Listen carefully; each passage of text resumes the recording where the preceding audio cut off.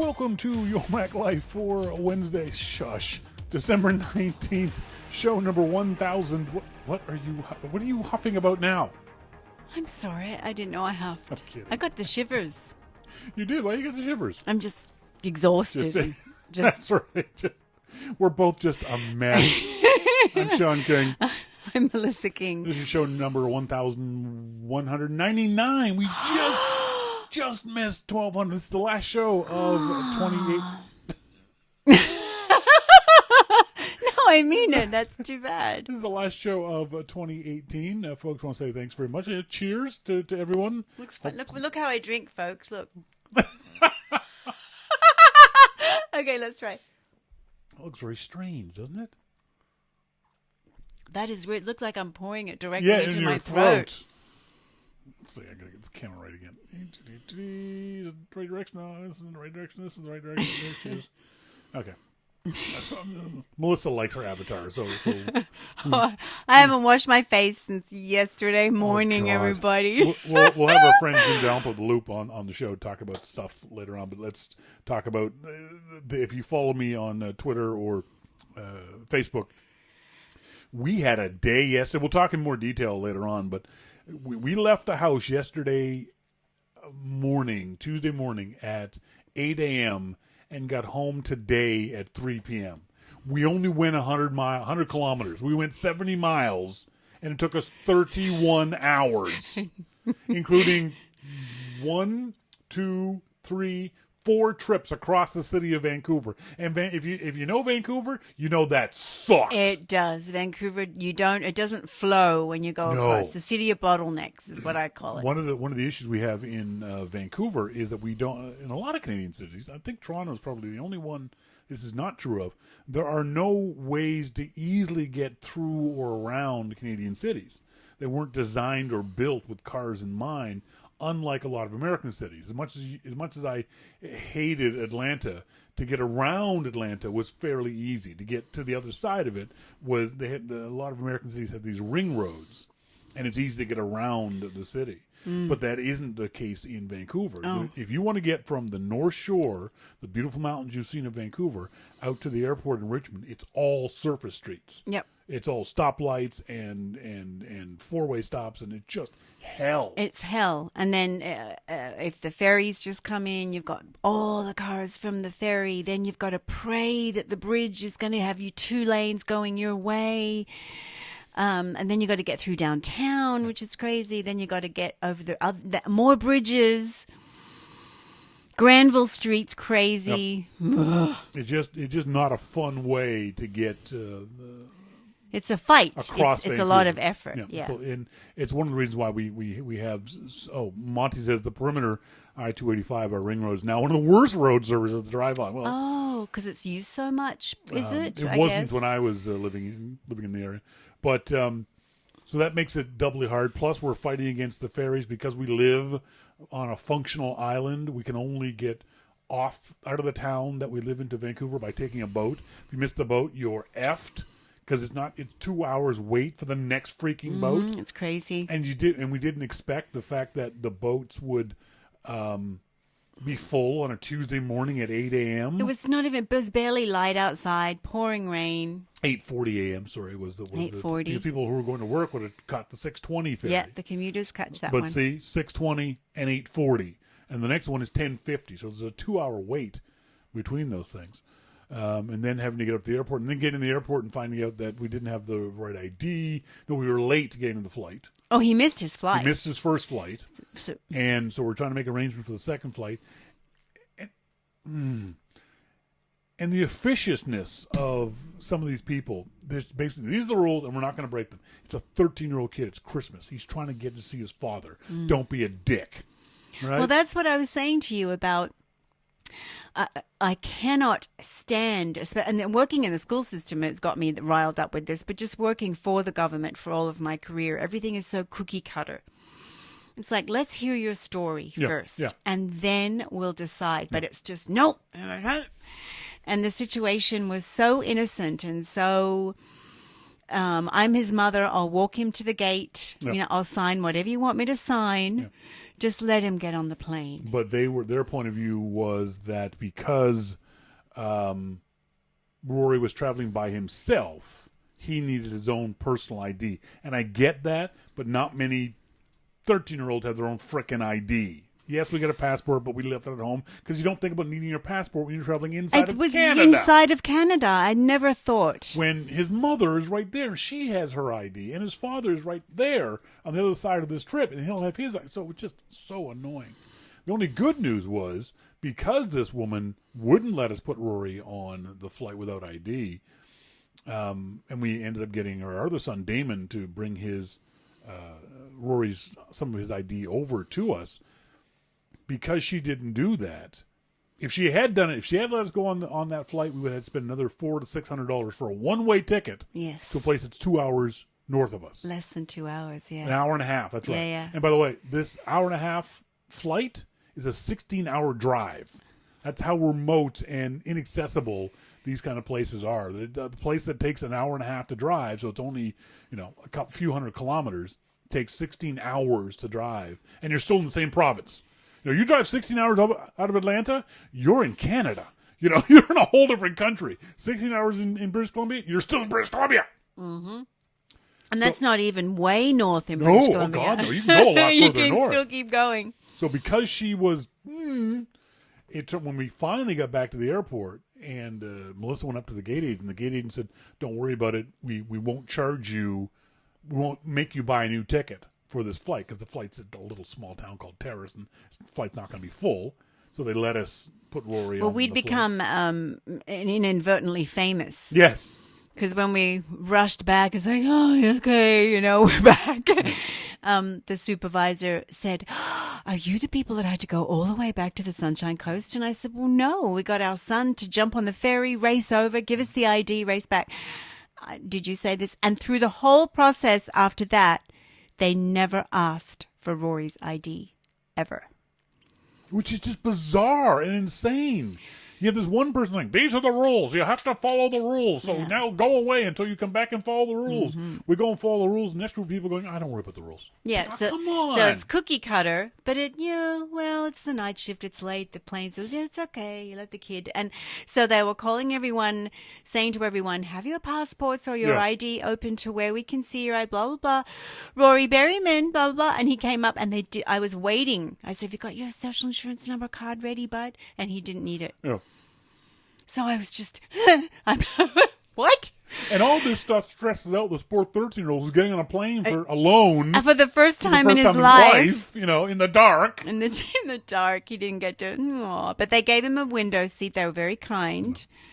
And he did it. He did it. We're very proud of him. He's up there now in the snow of Smithers. Yeah, he's such a beautiful boy. The thing we didn't tell Rory that for some reason, maybe it's planned that way, today was the beginning of the cold snap. And it was going to get to like -9. Oh, did you? Oh, yeah. -9 Celsius, which is about 15 Fahrenheit. It's mild here. It's about 50 Fahrenheit here in Vancouver in the Gibson area right now. So poor Rory's going to be freezing his ass off. Yes, but he's happy with that. Yes. He's so happy to be ice skating, and he'll be skiing. Well, he's very much like his dad. They're very much outdoorsy kind of guys. Mm-hmm. They like hiking. Same with Damon. Yeah, they like hiking. They like being. They'll camp in the winter and they'll do all that. Oh. Crazy barbaric stuff. He's never going to do that. Never. I'm never going to camp in the summer. I've done all that. I've climbed glaciers. Have you done winter camping? Oh my God, yes. That's insane. There's snow on the ground. Why are you camping? It's fun. You can build a shelter. Fun. Yes, it is. How do you know you haven't done it? You see what she said? You're going to build a shelter. I never want to be in a situation where I need to build shelter. Because shelter is a specific meaning. Mm-hmm. Shelter means if you don't build this thing, you will die. No, you've always got your tent. Don't worry about it. And then you drink. You've always got your brandy and you pass out in your sleeping bag. But I can stay home and drink. Yes, but then you don't get to climb a glacier and see the magnificence of that and look down a crevasse. These are things that you'll never experience. I'm okay with that. Okay. Good for you. I'm glad I've experienced it. It was a phenomenal experience. I did all of these things before. Monty says, I've never camped in the snow, but camping in the winter is kind of fun. Or fire, the absolute quiet. Yes. But we can have fire and absolute quiet in our backyard. Those will kill you, says Dave. I'll look at the pictures of glaciers Exactly. on Wikipedia. I'm with Sherry. They're pretty cool when you're actually on them. I I've have been to on say, a glacier. I've been all tied up. No, but I was all tied up and with crampons on and all that. Like I was really on a glacier. Some kinky glacier shit? What are you tied up You for? have to put crampons on your shoes, so you. How's a crampon? There are these things that you tie onto your boots that have like spikes underneath. And No, why are it's you not a doing weird this? sex thing. I know. What? So you can get capture on the ice as you go up. Otherwise, you'll slide. And you think this is an okay thing to do? Oh, yeah, it's incredible. That's insanity. No, it's not. How can you say that? Okay. And how fast have you gone on your motorbike? 247 Sorry? kilometers an Oh, hour. what was that? 247 kilometers an hour. Oh, well. That's just your everyday speed that you go along on something that there's nothing else surrounding you except the air and a little thing on your head. You're real sensible too. Monty. And he calls you insane. This is what I'm saying. But isn't that funny how, in all seriousness, that we have our different levels of, and I love this. I love the fact that we're all not the exact same human being. The fact that the things that you would find interesting, Sherry and I are going, what are you, nuts? I never do that. The things that you and Sherry would find interesting, I would like, no. Things I find interesting, going insane speeds on a motorcycle, other people going, what are you, nuts? Mm-hmm. And I think it's really interesting how we, and I hope that everybody does this. Well, I think one of the problems we have nowadays, and I don't know how it manifests itself, but the idea of risk. We don't take enough risks. Not that you should be an extreme, paraglider, things like that, but there's something to be said about that little bit of edge in your life, whether it's camping in the winter and building a shelter, because if you don't, you'll freeze to death, whether it's pushing the limits of yourself and your motorcycle, going at speeds that are incredibly stupid, admittedly stupid to do. Am I wrong in this? Do you think that you should have a little bit of risk in your life? Well, I mean, I do. I have that in me. Like I go on the back of the bike with you, and when you go fast, it's just thrilling. Melissa's top speed's 190 kilometers an hour on the bike. 190. It's pretty damn good. But it's the adrenaline and that feeling of you're out of your safety zone, and you know it. Yeah. It's the thrill of it. It's like when you do go skydiving and you've just got that adrenaline rush for days after if you've gone skydiving, like my brother did. Yeah, to me, skydiving's insane. But yet you do something that's just as equally, if not more insane. I know, exactly. So, and there's no way I can justify saying that skydiving is insane, but motorcycling isn't insane. Yeah. They're both insane. I'm just willing to do one insane thing over another insane thing. I think it's very interesting. It is interesting. It's like I was a shy, introverted little girl and teenager and young woman. And when I got to the point where I was diving on the barrier reef, I jumped in the middle of the night, no problem, and dove around in the dark. Yeah. And I can't believe I did it, but I did it. Yeah. And then it was like, this is so cool. I want to do more stuff like this. I suppose that's where it all started, really. It's really interesting how we make those decisions and make that judgment about those things, about those activities, or about that stuff. And I've often wondered if, in the case of what we call extreme athletes, people who do extreme things, are they actually different from us, or are they just making different choices? You know what I mean? I think that some of these guys, like the motorbike riders I see that you have exposed me to, surfers that I have seen through my brother and through watching that all my life, people that do stuff that is so utterly insane. I think their brains have a different makeup. I think there's just something, the wiring is different to do such things that you're right on the edge. But then it's like the guy that climbs rock climbs solo. Alex Honnold. With no ropes, nothing. One slip and he's dead. Dead. He will be dead. No, there's no other way around it. And he keeps doing it. He keeps doing it. I don't know. Interesting stuff. I don't know how we got on that topic, but it was a good one. I like that one. Folks, on tonight's show, we're going to be talking to, as always, our good friend Jim Dalrymple of The Loop at loopinsight.com. We're going to talk about Apple Connect, another failed project trying to do social from Apple. Remember Ping? No one does. We're also going to talk about Molt Mossberg is quitting Facebook. He made this announcement on Monday, and it caused a minor little stir. Uncle Walt is very well known in the tech community. We'll talk to Jim about that. But it was also announced today that Facebook has been, and we know this, Facebook has been an even bigger assholes than we originally thought of. Is it time to regulate Facebook? I'm not saying we need to get off Facebook. We're not going to get punished. We shouldn't be punished for this. But shouldn't Facebook now, because of all the shit they've done with our privacy, be punished in some way, shape, or form? We'll talk about that. And we're also going to talk in our starting point photography segment about newbie photography mistakes. Christmas is coming up. Let's not make these mistakes when we're doing our Christmas photography. All that and much more coming up. This is your Mac Life.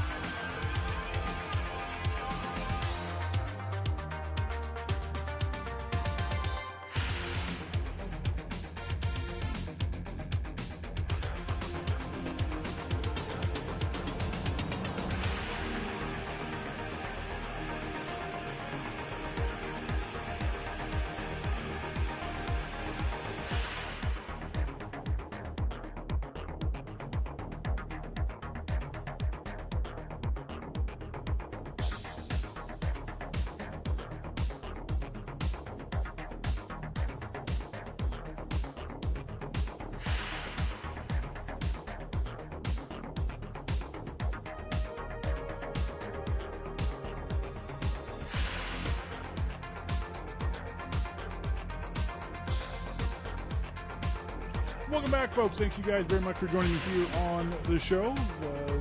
In our phone now, we've got our good friend Jim Dalrymple of The Loop at loopinsight.com. Jim, how you doing? I'm doing just fine. How are you? I am good. Merry Christmas, my friend. Happy New Year. Merry Christmas. Do you miss anything about Nova Scotia Christmases? My kids. Yeah, of course. But I mean, in Nova Scotia. No. I miss the snow. No. I miss snow on Christmas Day. I don't want snow. Nope.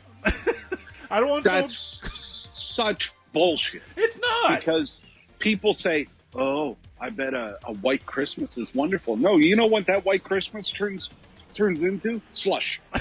That's right. I'd like to have a white Christmas on Christmas Day, but I want it to disappear on Boxing Day. No, it doesn't happen. I know. You have a white Christmas. We've had white Christmases. December 25th, it snows, and then it turns into slush, and it's dirty, and it's splashing up all over the place, and you're trying to drive, and there's morons out all over the road. No. I do not miss a single thing about Christmas in Nova Scotia. Well, Nothing. I'm sorry to hear that. I misses you. I miss my kids. Yes, exactly. Of course you do. Of course you do. Hey, you and Dave Mark over on your podcast, The Download Report, were talking about Apple Music Connect was doomed, or how it was a utter failure. Yes. This wasn't a surprise to anybody, was it? No, no. I mean, the worst thing about Apple Music when it came out was Connect. Yes. Because it was basically the same thing as Ping. It might have been a little bit different. Now, if you look at Apple Music allowing you to share your playlists, so I can go search for you, or you can search for me, or I can search for somebody else, and follow them and see what they're doing, that's brilliant. Yeah. That is really good. I really like that a lot, especially when you add in things like the Friends playlist that they put in. That's that kind of stuff. That's where Apple can excel. But Ping and Apple Music Connect, no. It used to piss me off when I would scroll down too fast and I would end up in Connect on the iPhone. That's right. And I would scroll back up real quick, like, oh my God, I wasn't supposed to see that. What about if I put you in charge of Apple Music? Would you have done something different? Is there a way to fix Connect? Should Apple just stop trying? They should stop trying. Yeah, absolutely. I mean, you have to consider what Connect is supposed to be for, and Connect is for the musicians. The musicians have a lot better ways these days, surprisingly, to get the word out about their music than on Apple Music. And I don't think this is just Apple Music. This is, Spotify or Pandora or anything. I go there to listen, not to learn. So if I want to learn about a band and see what's going on, I will go to either their website or their Twitter account or something like that. I'm not going to Apple Music Connect. I guarantee it. Yeah. It always felt like Apple was trying to force social on artists and fans. And that kind of thing, especially when it comes to music, as Apple has often claimed, it's so personal to people. You can't force a connection. You can't force Connect. It's got to happen organically and in a way that doesn't have a corporation involved. I don't think this connection can ever happen if you've got a corporation in the middle between myself and the artist I want to talk to. Well, and that's the whole thing. There shouldn't be anybody between you and the artist. Now, that's all perception. I mean, there are very few artists, probably, let's say 50% of the artists that take care of their own accounts. But still, there are bands out there that do take care of their own music accounts.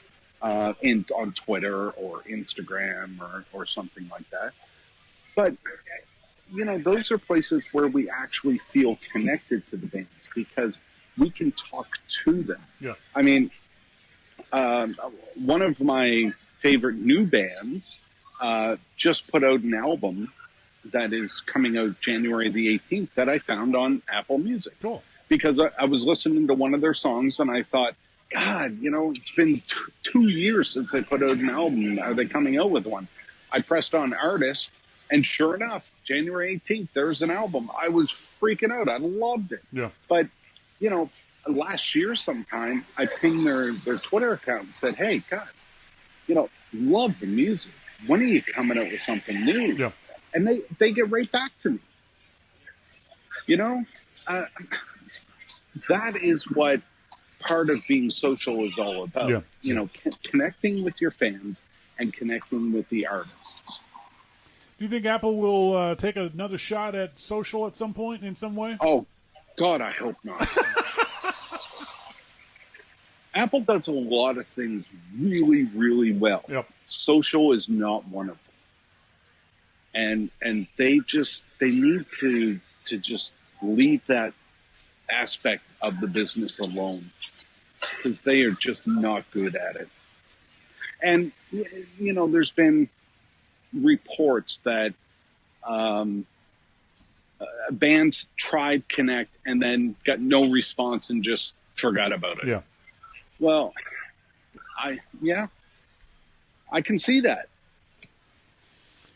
For a lot of people in general, and certainly bands, it's a lot of work. That's not what they're good at. Is air quotes being social. They're good at the music. They're good at that aspect of things. And then they have these marketing departments or these corporations coming in and trying to, bolt on social onto the band, and it's never going to work that way. You can't have those kind of corporate interests because their reasons are completely antithetical to what the band wants. In general, we're talking about these. We're not talking about Lady Gaga and Justin Timberlake. Those are corporations now, so the corporation can talk to the corporation. But bands like what you're talking about, I don't think they're ever going to use Connect or anything else that Apple might come up with in any kind of way. And I agree. Apple should just stop trying to bolt social in any aspect onto what they do. Yeah, I mean, and again, I'm not singling Apple out here. I think this applies to all the music services.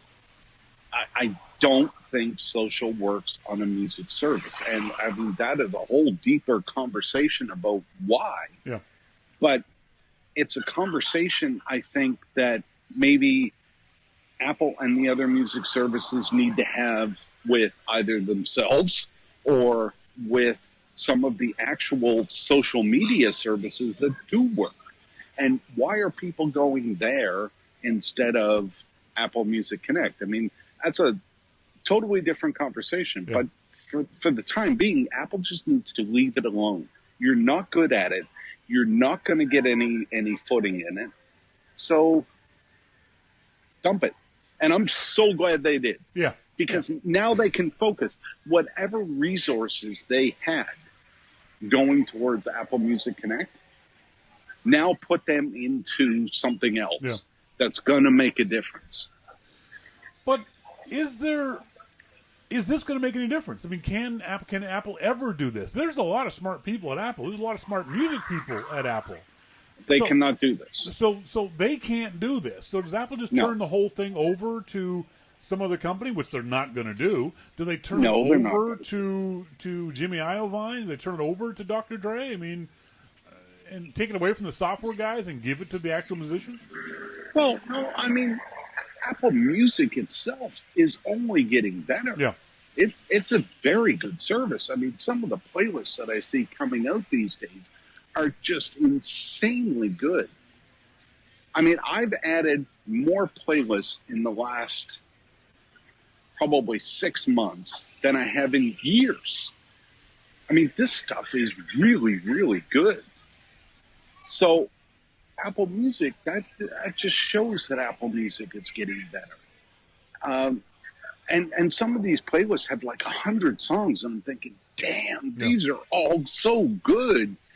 There was one called Weekend Warriors that I just love. It must have 50 to 100 songs on it, and I just love it. Yeah. And there's another one called I forget exactly what it's called, but it's a classic rock playlist. And oh my God, is it good? Yeah. I mean, it's got everything from Billy Idol to, you put that on at a party and people are just gonna, they're gonna love that shit. Yeah, I love playlists. I'm a big fan. We use Spotify here, not Apple Music, because Melissa's yoga music is available on Spotify. So we share the Spotify account, and I love the idea of playlists. I love these people that go to the effort and make these basically mixtapes for me that I can search for soul and R&B, and there'll be all kinds of music I hadn't heard of or hadn't heard in 20 or 30 years. So, playlist for me is really a wonderful thing I wasn't expecting to enjoy when streaming music started to become popular and I signed up to these services. That's the best aspect of it for me. Right. And, I like having a go-to service. And for me, that's Apple Music. It is. I had Spotify a couple of different times, and I didn't find things like the playlist is good. I think Apple Music, Apple attracts talent like nobody else can. And when they attract talent that can build playlists. Like, these people are obviously knowledgeable Yeah. in this genre of music that they're putting together. I mean, I hear songs, and I brought this up with you before, many months ago, but there was a band called Helix in Canada, and they had a song called Heavy Metal Love.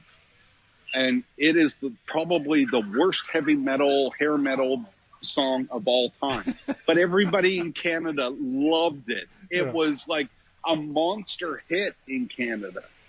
And that came on when I was listening to one of these things, and I thought, whoever put this together knows his shit or her shit.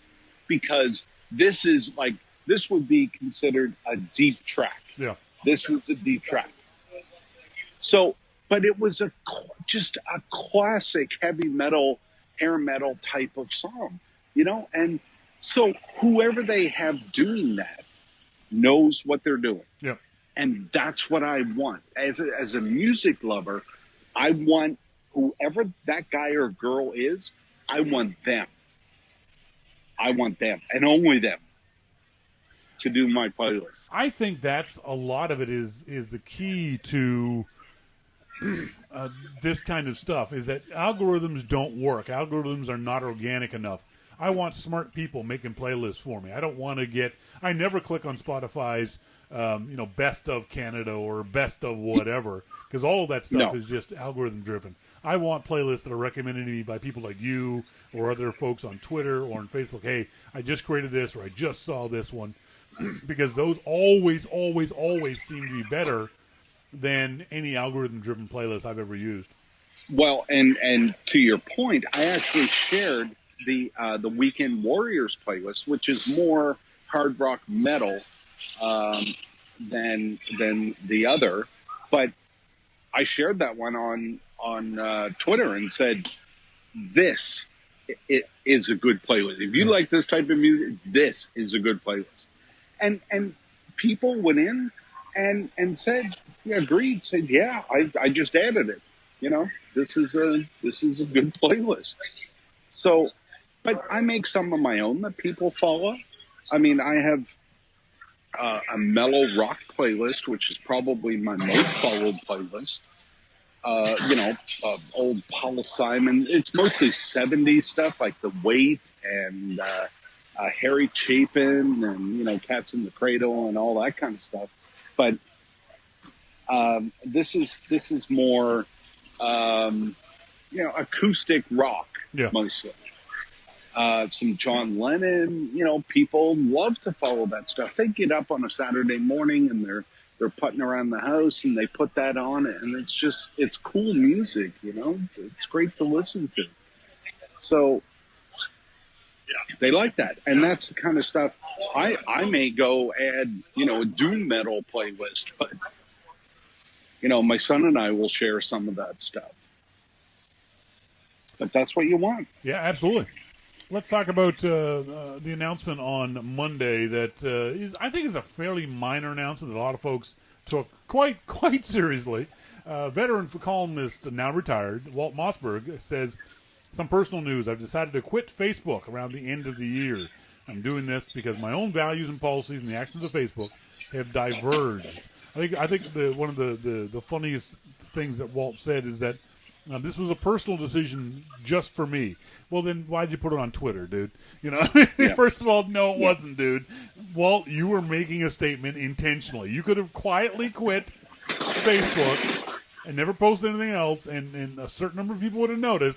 But you need to put this on Twitter. So I'm gonna nail him on that one. But yeah, I agree with you there. But to his point, do you agree with him? Is Facebook, and especially with the announcements today of all the shenanigans they've been caught at again, and we'll get a Zuckerberg apology tomorrow. Oh, we're very sorry for doing this. This is the 18th apology that we've gotten from this little weasel. Is it time to fight back against Facebook? Okay. So there's a few things here, a few questions that I talked through. Are you in the kitchen, dude? What is all that noise? No, I am not. I mean, somebody just came out with a roller thing. I mean, I'm standing outside, freezing my butt off to talk to you, and you have the goddamn nerve to start giving me shit. I mean, come on. So there are a few questions. Now I'll probably forget most of what I was going to say. Probably. But first, I don't think that Zuckerberg is a weasel. I don't.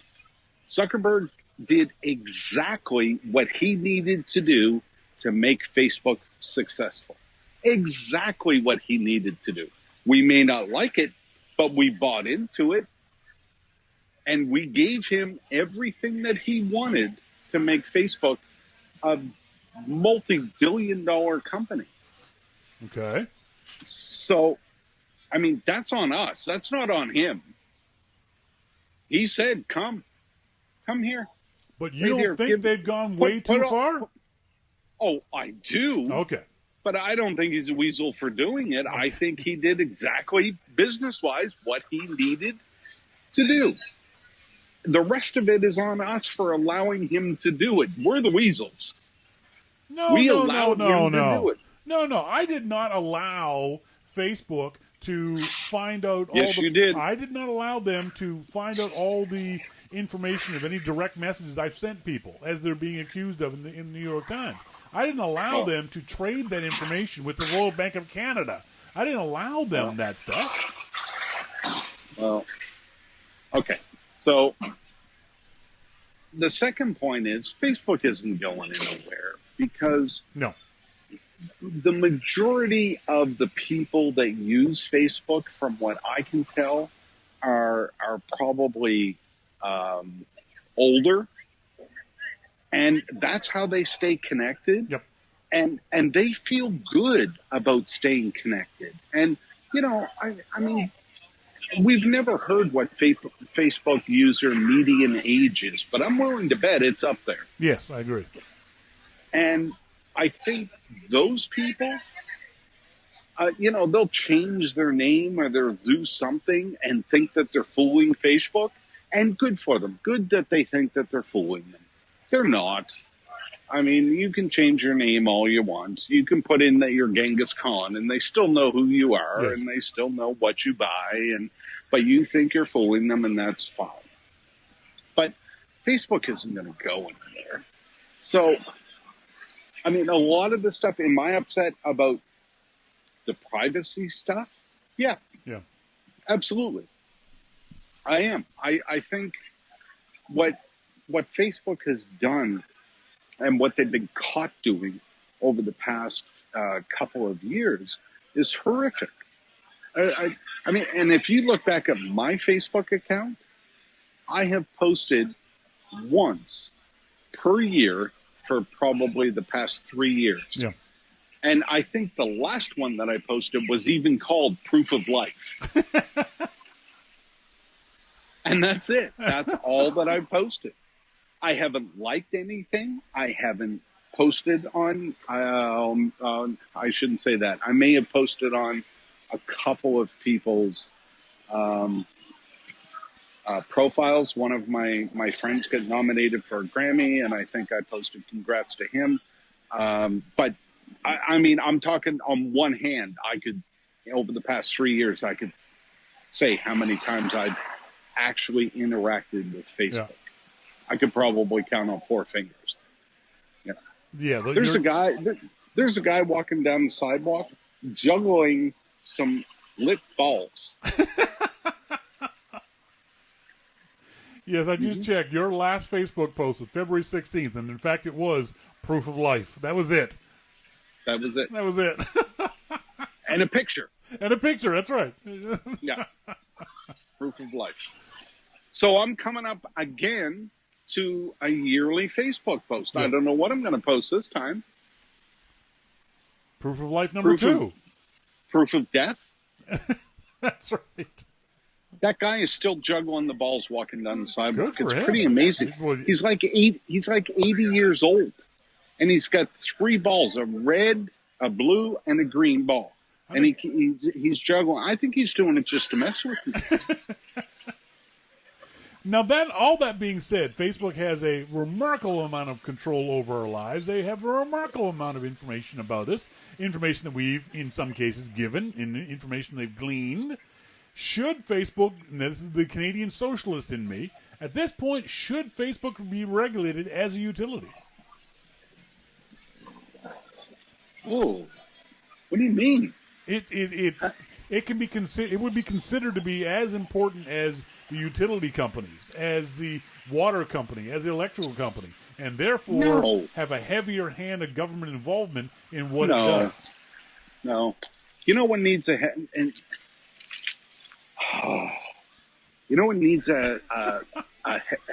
heavier hand? People, no matter what we do to Facebook, people are still going to give up their information. Yes, I agree. And I've said it before. You talk to people about privacy, and they're all up in arms, and they'll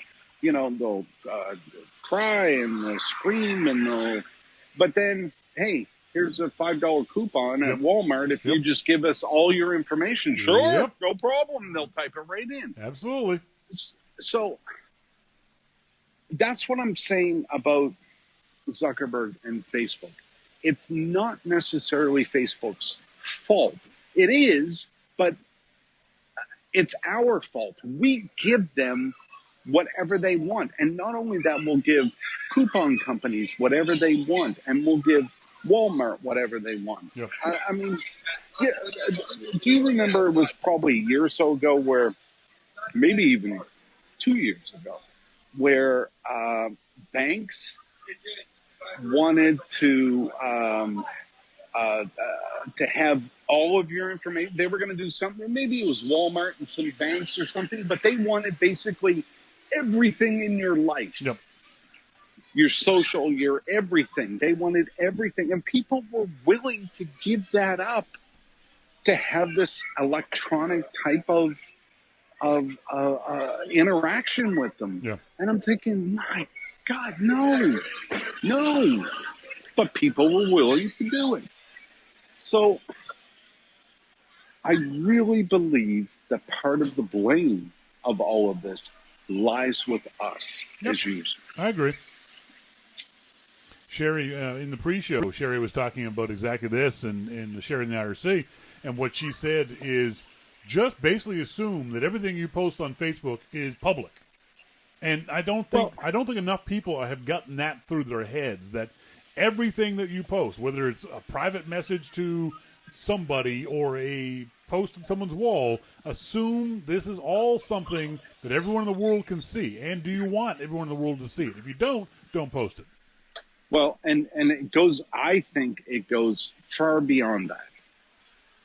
It goes to the point where everything you post on the internet is public. And you have to consider it to be public. So it doesn't matter where you post it, it can be found. Yep. And I mean, I post some stuff, I've gotten in internet fights with people before. And I'm perfectly fine with the stand that I took, and I'm okay knowing that whatever fight it was that I had, that information is public. But I know that going into it. I know everything that I post is public, and people think that they're siloed, and they're not. Yep. Facebook is not siloed from Twitter, and Twitter is not siloed from the internet, and the internet is not siloed from your actual real life. Yeah. This is your real life. And I just wish more people understood. And when I feel I have mixed emotions when people get caught up in this crap, because I feel, first of all, why didn't you realize this? And secondly, I kind of feel bad for them that they didn't know. As Dave D says in the IRC chat room, he says, not only is it public, but it's all correlated with your location data and other posts. Your habits That's exactly can be right. known to everyone. And that's a little scary.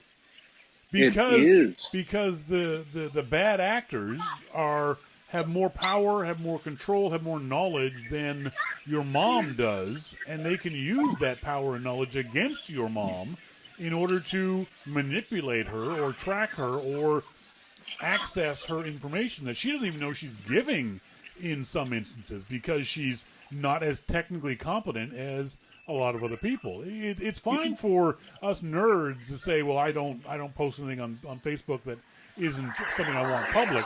But the vast majority of people on Facebook, on Twitter, on these things know nothing about the kind of behind-the-scenes things that are going on. And thank God for news media like the New York Times and the Washington Post that dig into these things and bring them to the forefront. It's not going to make a difference, though. That's the down part. That is exactly right. It will not make a difference. Nope.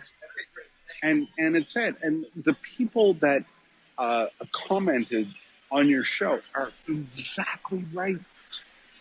They nailed it. Yep. But it's not going to make a difference. Yeah. There are so few people that actually care about their online privacy. And I mean, let's be honest, the only way to stay absolutely private is to go totally off the grid. That is the only way. The Unabomber was private, and even he got caught. Yeah, exactly. So that is the only way to stay absolutely private. Yeah. And as long as you open that browser, or Google has your info, or Twitter, or Facebook, or somebody out there has your info, your bank, Walmart, or any other store that you shop at, somebody has your info, and it's all shared. And I'm not trying to be freakish about it, but I mean, come on, companies sell your info to other companies so that they can send you emails. That's why we get spam. Yep. But we accept it. I mean, should there really be a need for a spam filter? Michael Sy made the best spam filter in the history of spam filters. Yep. Spam with sieve, spam sieves. I mean, that man was an absolute genius in building that. But should we need that? No, we shouldn't. And we turned from a time when people were selling our email addresses to a time when Facebook and Google, just know. Yeah. They just know because of what we do and because of cookies and because of all of this other stuff. Yeah. And, the old joke, Google has an opening for a position. Don't bother replying. We already know everything about you. Exactly. Yeah. We already know if you're suited for the job. We'll be in touch with you. Yeah. That's right. Don't bother replying. Yeah, exactly. But as funny as that is, it's true. It is. It absolutely is. I think one of the funniest parts of this whole Walt Mossberg story, and I think it's a little off the track of what we're talking about, but I think it's a great example of how the tech community, especially the tech media community, are such self-important twats. I love Mashable's comment. Mashable says that Walt Mossberg currently has 266,000 followers on Facebook. And Mashable says, make no mistake, losing prominent users such as Mossberg leaves a lasting impact on Facebook. No, it doesn't! No. Not even a little bit! It does not. No, you're exactly right. Facebook has 2.7 billion active users a month. Walt Mossberg leaving will make no difference at all. No difference. None. It's a news cycle. Exactly. It's already forgotten. Yep, it's done.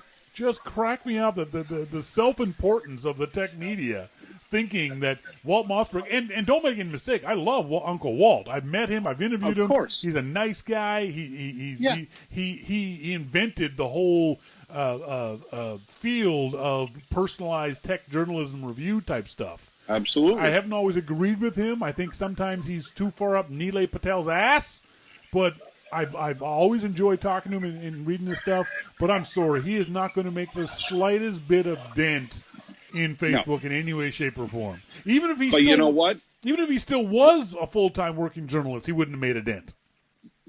Walt is smart enough to know that, though. Yes, I agree. It was Mashable. I'm not saying Walt said this stuff. I'm saying Mashable said this about him, and he knows that Walt knows. He's not. But still, he did very pointedly say this on Twitter, where he's got several 100,000 followers. But it was a personal decision. If it was personal, Walt, you wouldn't have posted it to Twitter. That's true. I will call him out on that one. This is it. This is our last show with Jim for 2018. As always, I appreciate, Jim, you being here, and I hope you have had a great 2018, and you and yours have a fantastic Christmas and a very, very happy New Year. Thanks, buddy. I appreciate you being here all year. Thanks, Shawn. Thanks, man. See ya. Merry Christmas. Happy New Year. Merry Christmas. Happy New Year. Bye-bye. Bye. Jim, turn my own microphone down. Jim has been with the show for, God, I don't even know how many years it's been now. He's still on the call. He's listening, a bastard. Get off the phone. At least 10 years, if not more. He's been here almost every single Wednesday, so I got to give him big shout-outs and big thanks. And you guys can do that, too, at J. Dalrymple on Twitter. Obviously, don't send him anything on Facebook because he doesn't pay attention. What are your guys' thoughts about this whole Facebook thing? Is it a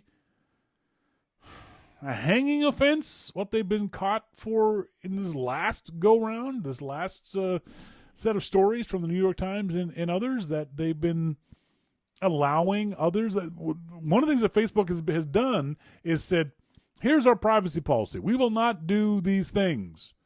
And then behind the scenes, they're doing exactly those things. They're allowing these companies, Amazon and Microsoft and the Royal Bank of Canada, to get not just data about you, but private data about you. Your direct messages, which you think would be private. And then the contact information for that person you're sending private messages to. This is well beyond gathering data about where I surf the web. This is well beyond just finding information of where I checked in last Thursday and correlating that with where I checked in last Tuesday. That is almost acceptable, something we understand. This goes beyond the pale. And this, coupled with all their election stuff from 2016, all of their other sleazy, skeevy things that they've been doing, I don't know. The hammer hasn't come down on Facebook, and I think it should in some way. I don't know what way that is. I'm not saying we should nationalize Facebook, but they have far, far too much, not control over us, but they have a responsibility to us, I believe, and they are failing in that responsibility on a regular basis, left, right, and center. When we come back, we're going to be doing our starting point photography segment. We're going to talk about newbie mistakes and some of the things that you can try to avoid doing. All that and much more coming up. This is Your Mac Life.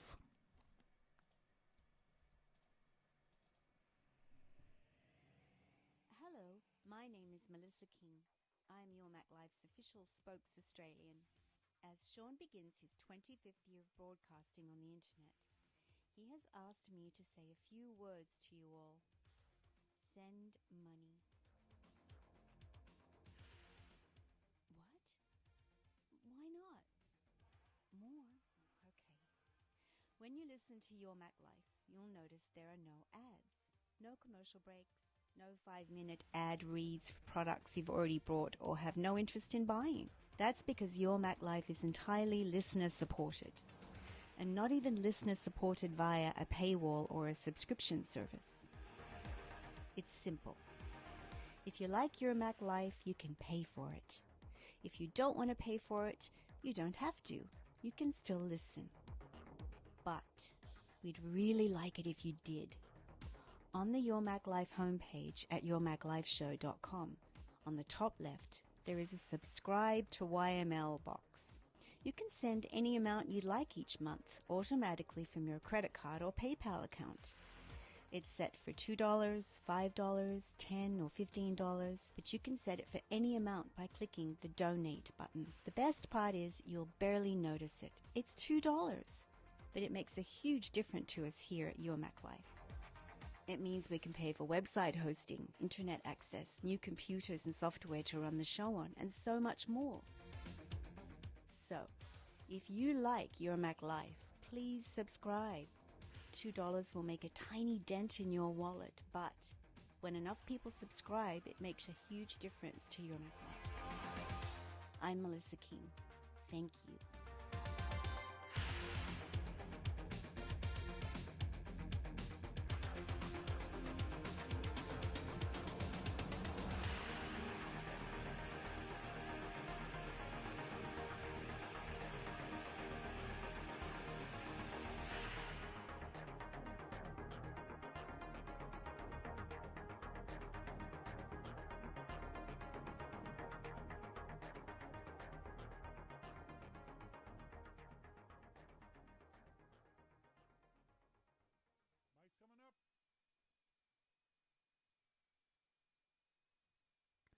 Welcome back to the Starting Point Photography segment of the show. Thank you guys very much for joining us here this Wednesday evening, the last show of 2018. We've had about 50 weeks, I think less than that, probably 45. We had several screw-ups over the week.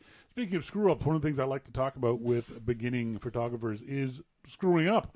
One of the things that you got to worry about as a beginner is so many things. I think, and Melissa, as a beginner, can correct me on this, I think it might be one of the biggest frustrations for a new photographer, beginning photographer, is seemingly all the things that you need to remember in order to get those shots. You got to watch this, look out for this, and watch this, and this, and this, and this, and this. Mm-hmm. And you and I were talking about this before. We were talking about what I'm going to teach in the class in Portugal. For those folks who are going to be joining us in Portugal next March, Melissa was just curious, what am I going to talk about? What am I going to discuss? And one of the things that I'm going to be talking to people about is what to think about, how to think about photography. And that's one of the important aspects to becoming a better photographer is thinking about your photography. And ironically enough, the more you think about your photography, eventually, the less you'll think about your photography. It's kind of strange. I kind of liken it to the idea that for those of you who may have been athletes, say in junior high school or high school, and your basketball coach taught you how to shoot a free throw, and he gave you the technique. He told you to keep your elbow in and keep your arm loose and how to stand and how to focus and that kind of stuff. And then you went and shot free throws. And I remember doing this thousands of times and thinking about exactly what the coach said. Okay, my feet have to be here. My elbow has to be in here. And I have to give him this wrist and this hand and that kind of, and thinking and thinking and thinking and thinking. And then after a while, it became instinctive. I didn't think about it anymore. I shot free throws without ever thinking about shooting a free throw. I remember this happening in grade 11. I remember standing in the free throw line and just feeling, hey, this is a completely natural thing for me to do. I missed a shot, but but that's the thing. You want to think enough about photography that you stop thinking about photography, that it becomes instinctive. And that takes practice. One of the other things that beginners don't do nearly enough because of time or effort is practice enough. A practice where that stuff becomes automatic. I think one of the fun things that Melissa and I have talked about when it comes to the mistakes that she's liable to make, I think the biggest one for a newbie is not looking behind the shot. That you take a shot and then you look at it later and you go, there's a tree sticking out of his head. Or there's a telephone line or something, a branch going through the side of their face. That's one of the keys, I think, to start thinking about. Don't just look at the subject of your shot. Look at behind the subject. Look, it's the four corners idea. Look in all four corners of your viewfinder. It just takes a split second, just a quick look, and then look behind the person, or behind the cat, or behind the statue, or behind the thing that you're focused on. So start doing that to get to be a better photographer.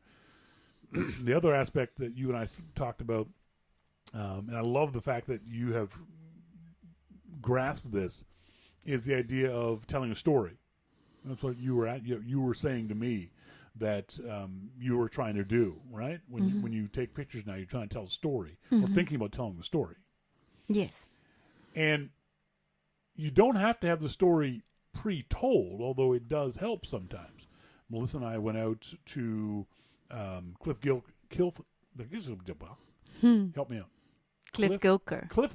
Park. And before I went, I'd been to that park before, and before I went, I had shots in mind already. I already had an idea of the kinds of images I wanted to shoot. I was shooting video and stills, and I knew I wanted this shot, that shot, and this shot. So I was thinking about the shots before I even took the shots. Have you frozen again? Yes. You froze on screen? God damn it. All right, I lost Melissa again. Hang on a second. So I'm thinking about these shots before I'm even anywhere near taking them. And that helps me because once I get to the place, I can go, okay, there's that shot I was thinking about. There's that tree I was wanting to shoot. There's that thing that I wanted to have in my image. There's a great example of it was that there's a particular tree, a particular set of branches there in Cliff Gilker Park that's just covered in moss. It's just beautiful how much moss is all over this particular tree. It's not Spanish moss. Spanish moss. You've been to Florida. You know what Spanish moss is. It doesn't hang down off trees like Spanish moss does, but this is just beautiful, deep green moss. And I think it's a fallen tree. And so these branches it looks like a giant spider to me. It looks like a big, giant green spider. And I love taking that picture because it tells a story. It tells a story of this tree that's fallen down and there's these branches, but it tells a secondary story of, in my mind anyway, it looks like a big, giant green monster spider in the middle of the woods. So I'm thinking about the shots before I take the shots, and I'm imagining the shots before they actually happen. And I'm telling a story with the shots. If you start focusing on telling stories with your shots, when you point the camera at something and you're thinking about the story, your pictures will get better automatically. I promise you, that's the way it works. That when you start thinking about the kind of images that you want to capture, you will automatically start taking better pictures and looking for better stories.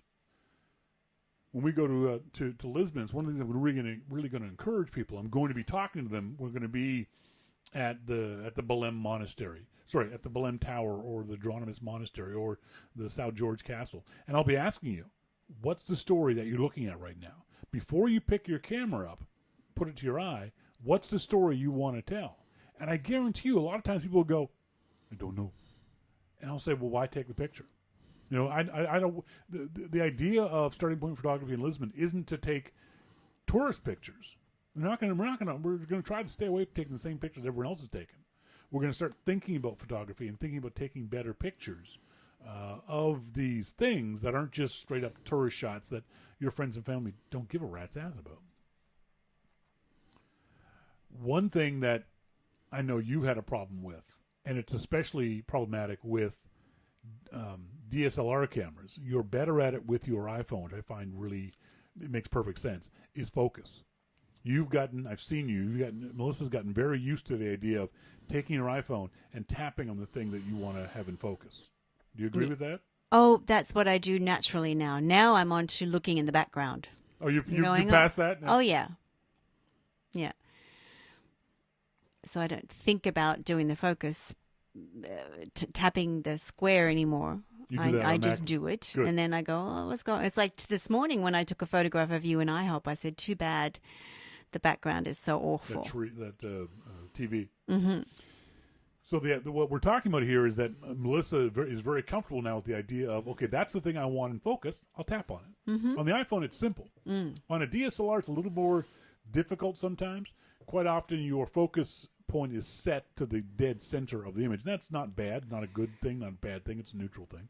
But sometimes you want to move it around. And I've seen you a couple times with the Olympus M1 that we have, because it's so, one of the downsides of that camera, it's very easy to push the button and have your focus point move over to one of the other slots. And then Melissa will take a picture, and the focus will be over here and not on the thing that she wanted to in the center. So concentrating on focus, where your focus is very, very important for a beginner. Again, especially with a DSLR. The key in a DSLR when it comes to people or anything with eyes, people, animals, statues, a painting, whatever it is, make sure that focus point, when you half press the shutter button and you get that little bleep and the little light lights up, it's green or red or black or whatever it might be, and that tells you where your camera is going to focus. Make sure one of those focus points is on one of the eyes, generally the closest eye of whatever it is you're shooting. It's a truism of photography that if the eyes aren't sharp, your picture is useless. There's just this thing that if the eyes are out of focus, if you had the focus on their chin or on their head or something behind them, if the person's eyes aren't sharp, because we're so used to looking at human beings, and when we see human beings, we look them in the eye, their eyes are in focus, unless you're wearing glasses. So when that doesn't happen, that immediately throws the shot off. It can be a perfectly beautiful photo, but if their eyes are out of focus, if you've shot their eyes out of focus, then you've ruined the shot. A mistake I made, and I've talked about this 1,000 times, my eyes are on crooked, speaking of eyes. My eyes are 4 degrees off. I'm guessing at that, but I'm not sure. Because every picture I take needs about 4 degrees of tilt. Mm-hmm. It's so weird. Even when I'm looking on the iPhone with the grid on it, I still have this little bizarre, and on my DSLR it's even worse. All my photos, and I bring in the Lightroom, immediately need to be tilted a little bit to the left. It's very strange. So keep that in mind when you're looking at things in the background. Any lines that have to be in the background, whether it be horizon lines or window frame lines or building lines, if they're tilted like that, it's going to throw off your shots. You can fix it fairly easily, both in the camera, the iPhone camera's edit button, in any editing program that you use on your Macintosh or on your iPhone. They'll all have the ability to straighten photos. Snapseed, Lightroom, all that kind of stuff, all have the ability to straighten out a photo. And the built-in level, like Dave is saying? Yes, the built-in level. Wait, on the iPhone? I don't want to speak for Dave. I think he means the camera. There is a built-in level on a lot of on the iPhone. A lot of DSLRs. I don't use that one because I find it to be too difficult, and I end up focusing too much because on my Nikon D600, it's got a level both for horizontal but also for this way, and so it tends to give me this, and I'm fighting the camera because you can't remain perfectly level yourself. If it's on a tripod, yes, but in your hands, I don't use it that way. When I'm hand holding the shot, I will just use a horizon line, and then if I screw it up, I know I can fix it in post. Basically, I'll use the level on the tripod when the shot requires it, when I'm shooting directly ahead. But I don't often shoot directly ahead. I tend to shoot, and this is just for lack of a better term, a style of mine. You've gone dead again, haven't you? Yes. God damn it.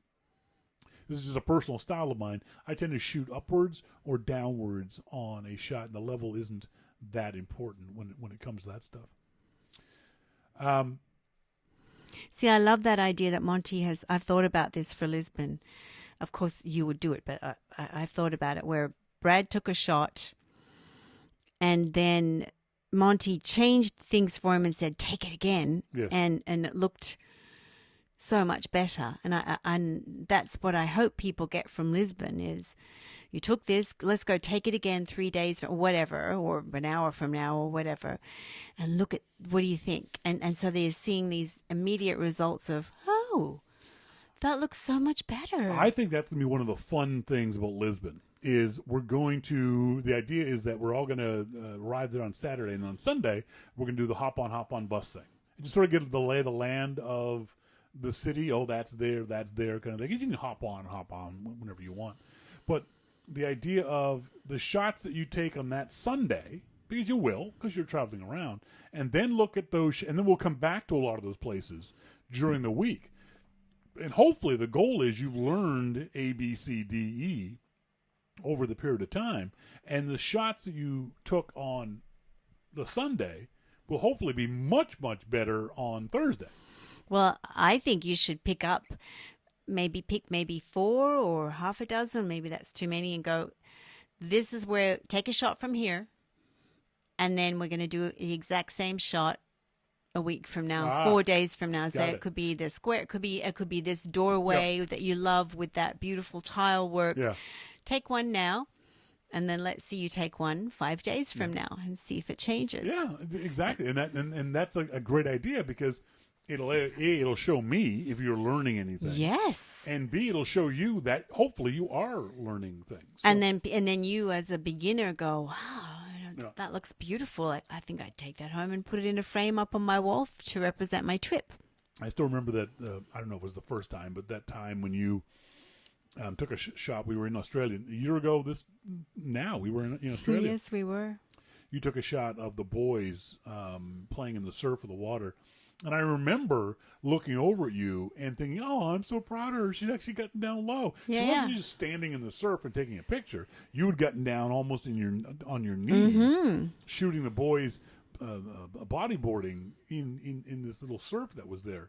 And then you came to me afterwards. You went, "You'll be so proud of me. I actually got down low." Yeah. I got wet from the waves. Right, exactly. But there's a picture on your screensaver on your Apple TV of a picture of a guy, relating again to Monty's story, laying down with his camera. Yes, that's right. Yeah. And I think for me, and knowing and having people in my life that have been photographers, my ex-husband was and still is a wonderful photographer. I had friends that were very good photographers.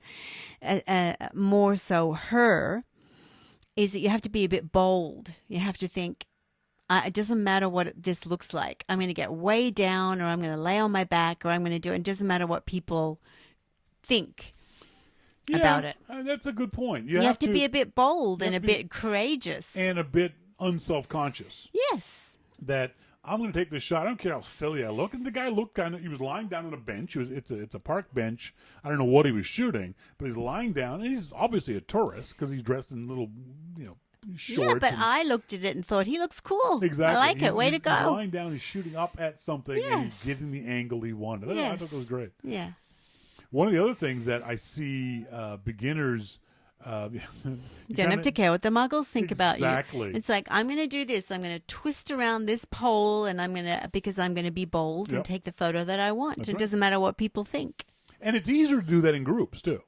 It's easier if I'm by myself. I might feel self-conscious doing that thing, but if I'm with a group of people, maybe I won't. I don't know. Sometimes maybe you'll feel more self-conscious with a group In a of people. group, So yeah. it doesn't matter. Everyone's different. Everyone does things differently. One of the other things, and this is something I've talked to photographers about a lot, beginners, is processing, post-processing. I've had beginners say, "Oh, I never post-process anything," and my first thought is, your photos aren't very good. There are very, very, very few photographs that are perfect out of the camera. It's very, very hard for any photo to be perfect, just as the JPEG or the RAW file out of your camera. Almost every photo needs some sort of post-processing to some level or degree. And that's one of the keys to becoming a better photographer, image creator, is knowing how much post-processing to do. Too much, it looks ridiculous. HDR, if you go overboard with HDR, I've got a friend of mine who posts stuff, and I was like, oh, Jesus, it's just crap. because he over HDRs everything, and it looks ridiculous. It looks completely unrealistic, and I hate his shots. You want to be able to, and this is a personal opinion, by the way, as a beginner, you want to post-process your image so that it becomes what you saw in that place. So the colors are vibrant, because a lot of times your colors will be a little dull in as a raw file, and you got to bump them up in the iOS camera app or Halid or Snapseed or whatever it might be, or in Photoshop or Lightroom or any other number of apps that will do that. Colors can be bumped up a bit. The shadows need to be down a little bit. You got to do a little bit of stuff. For example, my D600, for whatever reason, makes everything I shoot that's red too orange. So I have to go in and post-process all my raw files on my D600 so that the red becomes more red and less orange, because the camera doesn't capture exactly the colors I saw when I was in that spot, in that place. So you got to know the level of post-processing you can do. You got to do some. You got to learn to do some. And if you're using your iPhone, there's all kinds of apps that you can use. And if you're using your Mac, there's quite a few apps you can use there. The Photos app that comes with your Macintosh is a pretty good app for this. Lightroom is my favorite tool, but there's a bunch of others too. But you got to do something. You can't do too much, at least not as a beginner. Yes, you can eventually go and just blow out your sky because that's your artistic choice. But as a beginner, learn the basics first before you go whole hog and overboard when it comes to post-processing and things like that. Along with the idea of that we were talking about of looking behind somebody, looking for things jutting out of their head or images that are wonky, is bad cropping. Whether you do it in post-process or whether you do it in the camera, you have to look out for where you cut things off. So if you are going to take a picture of a building,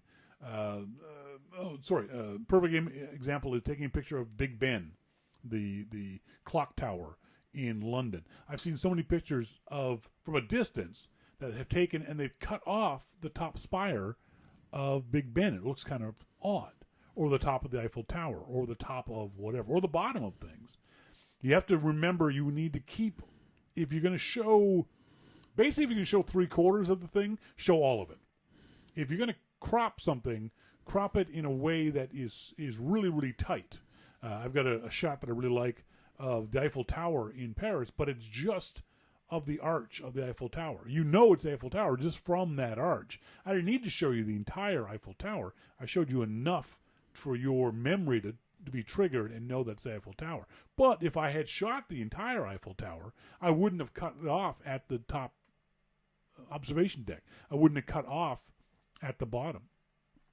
When it comes to people, be very, very careful where you crop the people. You can't crop them at the chin. That was kind of silly. You shouldn't crop them. Basically, the trick is don't crop people at places that bend. So don't crop at the neck, don't crop at the shoulder, at the elbow, don't crop at the wrist or the fingers. You can crop if you're shooting say from the waist up, shoot from the chest up, not the waist. If you're going to go lower, shoot from mid thigh. Don't crop at the knees. Don't crop their feet out. If you don't like their feet or their feet aren't in a good place, then shoot from their, say, mid thigh up or from mid chest up. Start thinking about those kind of things, not only looking behind the image that you're shooting, but look to the edges of whatever it is that's important to make sure you're not cropping out something that's, especially in human beings, because we know what a human being is supposed to look like. And when you crop those things out, I've seen people crop at the wrist, it just looks weird. You know? Just don't crop at the joints. Just don't crop at anything that bends. Yeah. Don't crop at the fingers, don't crop at the wrist, elbow, shoulder. And that's a good rule of thumb. Just don't crop at people's bendy bits. Is the easiest way to do that. How many of you guys is anyone getting a new camera for Christmas? Anyone getting new gear for Christmas? Send me an email to Shawn at yourmaclifeshow.com and let us know what kind of goodies you are getting for Christmas. I think I know what Melissa's getting me for Christmas. It's going to be very, very cool. I already know what I got her for Christmas. It's very pretty. You don't know what I got you for Christmas, do you? Nope, I don't. Do you want to know? No. I'm not going to tell you. I don't want to know. I was so disappointed that I was disappointed that Rory wouldn't be here for Christmas because I wanted to put his presents under the tree. I know. I wanted to wake up on Christmas Day and watch him unwrap his presents. So what we've decided to do is torture the older one. Is he out there? No. Our son Damon, 21 years old, wonderful young man, deeply, deeply is offended by the fact that we don't have a dish rack. That all we have is just this. There's a spot there that's designed as a place to put dishes. It's got grooves in it and the water flows out, but it's not a dish rack. And we've lost several glasses over the last 3 or 4 months because dishes get piled up on this space and they fall over and they break. Okay, so Damon has just been beside himself. We need a dish rack. We need a dish rack. Come on, you guys. I was like, dude, calm down. So today, I got him a dish rack for Christmas. It's a beautiful dish rack. It is, but it's still From a dish Costco. rack. It's still, yeah. Still dish rack. We're going to wrap up this dish rack. And it's a good sized box, too. It's in a box. Heavy, big, It's really heavy. intriguing looking That's box. right. This is not just a plastic dish rack. There are metal bits on this dish rack, and it's a good size. So yes, our plan is to wrap this dish rack up in dish rack up in Christmas paper, Christmas paper, bows. a bow. And then we're also wrapping up a small case. I think there's 12 in it of craft dinner. Yeah. He's 21. He needs his, He needs a craft dinner. as he searches through the cupboards with there's no food no here. food So there. we bought him some craft dinner and he'll go, oh, okay. And So we got him underwear. a big box and we got him underwear. No, you got them underwear. And jeans. Yeah, well, jeans is a good thing. Oh, he's getting 3 pairs of jeans. Yeah, for a great price. And jeans he wanted, too. Oh, he's very excited. He's complaining that they're not here yet. They've just left Ontario. But I really miss. We gave Rory for Christmas. We got him that Anki race car set. Yeah. And I really wanted that to be under the tree for Christmas. I But know. We could have set it up on Christmas morning. But he's not here. he's not here. How do you feel about that? I'm sad. You are. We, if you listen to the beginning of the show, we were talking about the absolute horror that we went through trying to get Rory on a plane up to this little small town. Look for it on a map called Smithers, British Columbia. Is it considered a remote community? Is it actually Smithers? Smithers. Or is it just far away? No, it's remote. Is it remote? Is it In my mind. But I mean, is it? I know that we have official government designated remote communities. Oh, You know what I mean? I don't know. Yeah, I don't know. I don't know. Um, It's very pretty, very Smithers. pretty. When I was in, British Columbia is not, it's a lot of podunk, ugly towns in British Columbia, and there's 2. Nelson is one town that is stunningly beautiful, not like your usual BC town. Yeah. It is a beautiful town. And then Smithers, and when we went way north and we got to Smithers, I thought, oh, this is beautiful. Yeah. It's a very pretty northern town. So Rory is up there as we speak. He is going to be hanging out with his dad for Christmas and New Year's, and we're going to be here all by our little lonesomes. With the Damon and the cats and So we won't be alone. no. But we're missing the 13-year-old. We're missing the little one. Monty's like, oh my God, it's in the middle of nowhere. He must have looked it up on a map. Do they have to ship in sunlight? Oh Yeah, my God. It is remote. That's the place I'm talking about when I said earlier, Monty, that it's an hour and a half flight, but it's because it's so difficult to get to because of the mountains. It's a 16-hour drive, like one way. It takes 16 hours to drive from here up to there. I mean, 2 long days. I don't think many Americans really can conceptualize how freaking big Canada is. Very, it's very big. sparsely populated. We have few roads, so the combination of the two things means it's hard to get places. Mm-hmm. When I lived in Chilliwack, there was 2 ways to get from Chilliwack to Vancouver. In Smithers, there's one way. Mm-hmm. Where we live here in Gibsons, there are no roads. Like literally, there are no roads for us to get off of this area that we live on. We're, like I said, we're on a functional island. There are logging roads that you can go through the backcountry. Yes, it's not an island. Yeah, Yeah. but it's a functional island from the sense of there's no other way to get off of this. No, it's rock. surrounded by water. Surrounded really. by water. Yeah, I don't think a lot of folks really have gotten into their heads how remote and inaccessible the vast. You should go to the majority of Yukon Territory. That's what I'm saying. Ugh. The vast majority of Canada is remote and inaccessible. And then when we drove into Alaska, it was just, I mean, the places in Alaska are stunning. Yeah. Haines, Alaska, I could not get enough of it. The Kenai Fjords and the town there, it was beautiful. So very different when you get to the States. Sherry says, I could drive to Florida and back before I could drive to Saskatchewan. Yeah, that's right, She's Sherry. right. You're right. That was one of the things I loved about living in the States was that I could get to all these, when I lived in even Nashville, but certainly in Connecticut. From Connecticut, it was relatively easy drive to, well, my favorite singer is a woman named Holly Cole. She's from my hometown of Halifax, Nova Scotia. Wonderful R&B blues singer, just a great smoky voice.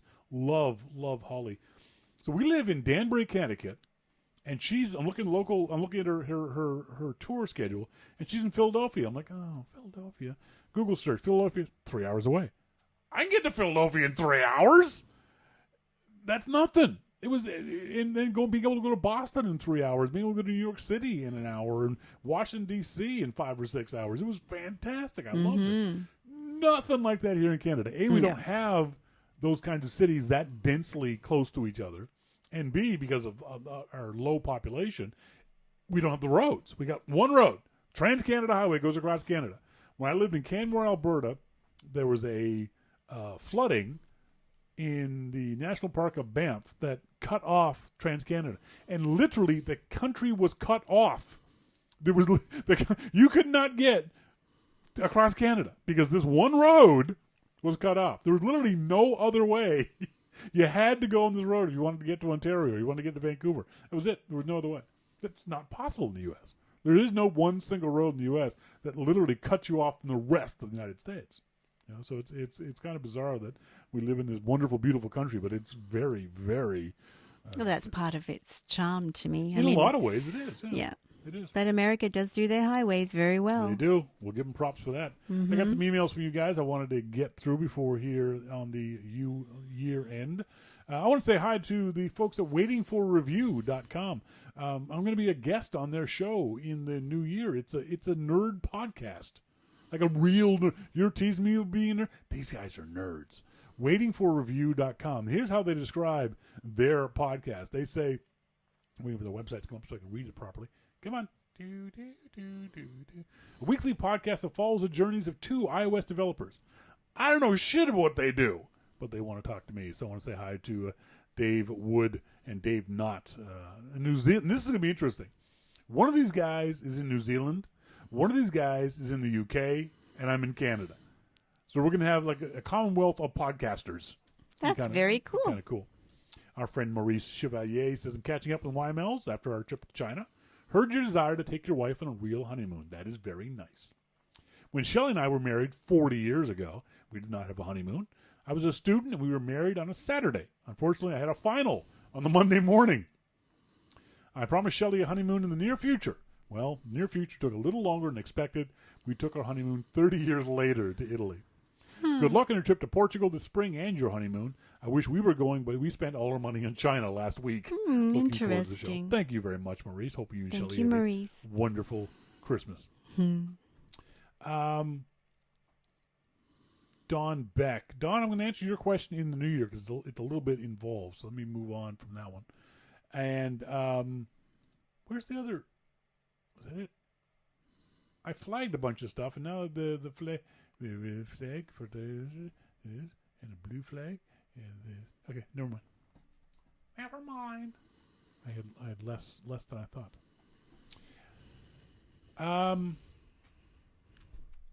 Do you remember your? What was I going to say? Do you remember your favorite Christmas? No. I do. It was last year. It was pretty wonderful. Last year, Christmas Day, we were sitting on a beach in Australia. We actually went swimming, and it was 25 degrees, 72 degrees.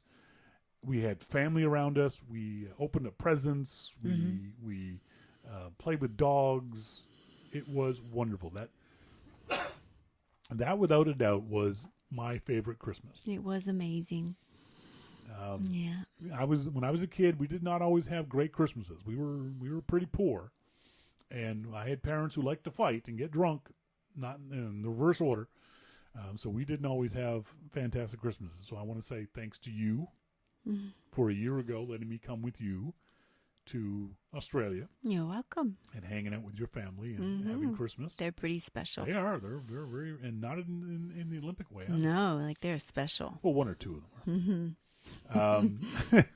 We had a blast, but we're going to have another lovely Christmas this year. It'll be very quiet, very introspective this Christmas, but we're going away in the spring, so that's good. I think it's one of the things I like about this is the fact that's where we have something to look forward to. Yeah. Last year we were looking forward to Australia. This year we're looking forward to Lisbon. Yeah. So I think it's going to be a good holiday.